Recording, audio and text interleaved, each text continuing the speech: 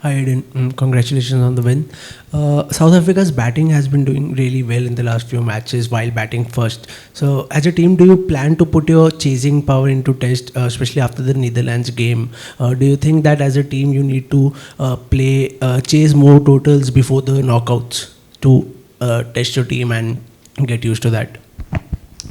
I suppose we're just approaching each game and seeing what's probably best to do on the day, but obviously the history of the last, I don't know how many games it is now, we've batted first quite a bit, so I think it's quite easy to get that mantra of they're a bat first team, but we're a team that is happy to chase. Obviously now we haven't done it in a while, so to do it successfully in the ideal world will be great, and you can get those reference points again and get those habits going, but yeah, whether or not we're going to just decide to chase because we haven't chased in a while, I'm not too sure. We'll have to see. Aiden, a year or two ago, maybe a bit more, you were sort of known as a guy that make pretty 30s, but now you tend to sort of at least go past 50, and you've also scored a few hundreds this year. Just wondering if that was something that you sort of focused on, and how do you manage now to turn those good starts into big scores or bigger scores? Yeah, I don't think you always get it right, but I think in 50 over cricket there obviously is a lot more time than what I initially maybe thought. You get the feel of the wicket and you maybe decide to pull the trigger slightly earlier, and then you get out and you sit for 20 overs on the side and watch the other guys smack it, and it eats away at you. So I think I had to certainly go through those learnings to help me realize that there's sort of gears that you do go through in 50 over cricket, and you can't just gear straight up and then stay in that gear. You might have to gear down a few times. So had to experience that firsthand to be able to sort of learn about it, but yeah, still trying to figure it out now, to be honest. Aiden, a feature of the last few games has been the runs scored in the last 10 overs. Just kind of following on from what you said, could you maybe talk about like the batting blueprint and how you set yourselves up so that you can score, 140, 130, whatever it is in the last 10? Yeah, I think it goes without saying that you obviously do need wickets in hand, but we haven't spoken about a blueprint as a unit. It's been actually quite a strange build-up the last 2 months, or maybe slightly longer now. No definitive like roles given, but everyone kind of knows now what they need to do to help this batting unit sort of peak at their best. So there isn't necessarily a blueprint, but guys understand how to approach it. A big focus on playing conditions and not necessarily situations too much, but obviously there'll be times where you play the situation, but yeah, that's pretty much where it's at as a unit, and we keep saying to look down at the surface and not up at the scoreboard, and play exactly what's in front of us on the pitch. Aiden, just to take you back to your decision at the toss, do you put any thinking into if we keep them out there for 50 overs and we bat properly and make a big score, by the time they get out there to bat, they're going to be physically and mentally shot? Does that come into your decision making? Maybe not before the game, but certainly while you're out there. I think today it wasn't as hot, to be honest, as it was for the England game, but it was still hot, and 50 overs is a long time to be in the field, whether it's hot or not. To be honest, it mentally takes quite a bit out of you. So there is that advantage, I would say, especially when conditions are on the hot side. So it's not a reason why we end up batting first. It's not the sole reason, but I suppose it is a slight benefit, or can potentially be a slight benefit if you do bat well first. Yeah. Aiden, we are at the halfway mark, so to say, of the group stage. Coming into the World Cup, what is it that you guys were looking for to achieve in going into these few games? And with the wins now, do you think that these have been like proper statement performances, and other teams will sit up and take notice of the team?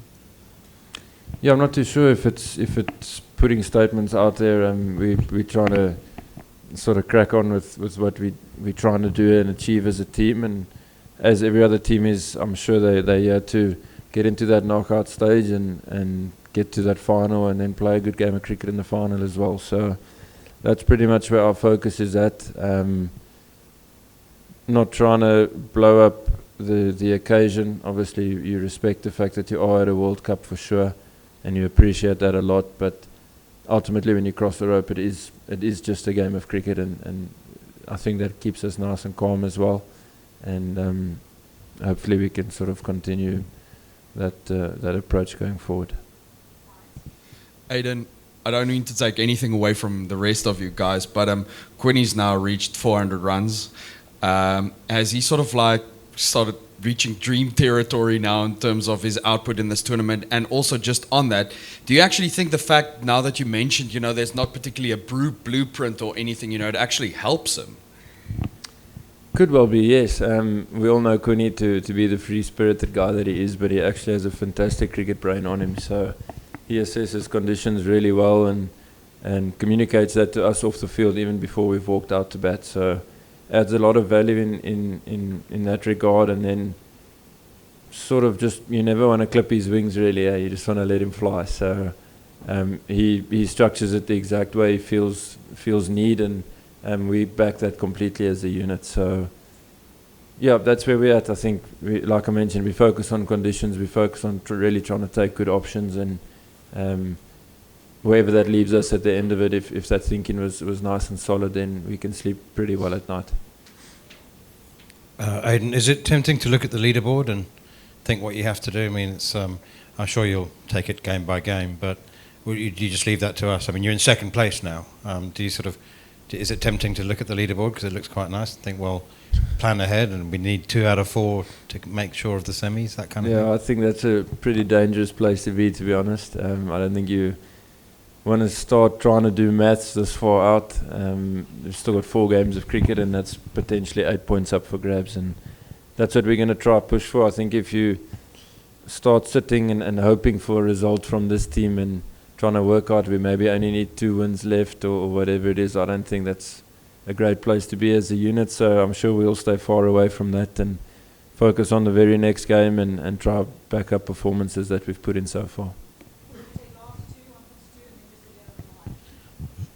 I know it was sort of inconsequential given the outcome, but staying out there for as long as you did in the field, is that frustrating? And if so, what are the things that the guys take away from that they try and apply the next time they go on the field?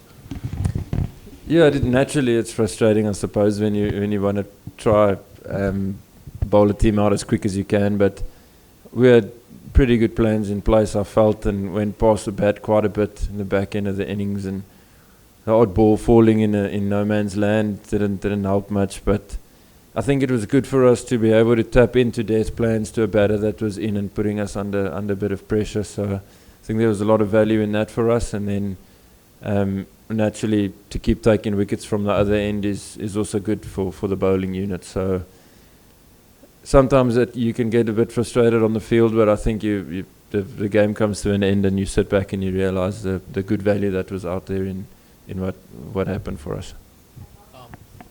Aiden, peaking at the right time is kind of a tricky factor when it comes to long tournaments. But given how South Africa have fared so far, 2 excellent games at the start now, looking back at the last 2 games, one-sided contest, how does it places you in terms of the contests that are ahead against New Zealand, India, which are very 2 strong teams as well?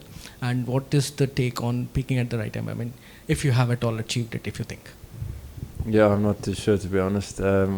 Peaking is suppose a result of playing good cricket, and if we're going into each game trying to play good cricket, then we can see where it gets us. But the things that we've been doing well, we've put a lot of emphasis on those things and those sort of processes, for lack of a better word. I know that word is thrown around quite a bit, but that really is what it is. And like I've mentioned, for us as a batting unit, even as a bowling unit, we try to take really good options out there and make good decisions, and if those options speak to the conditions, we feel like we'll be in the game. So if we can do that for long periods of time and moving forward each game, then we hope it puts us in a good position.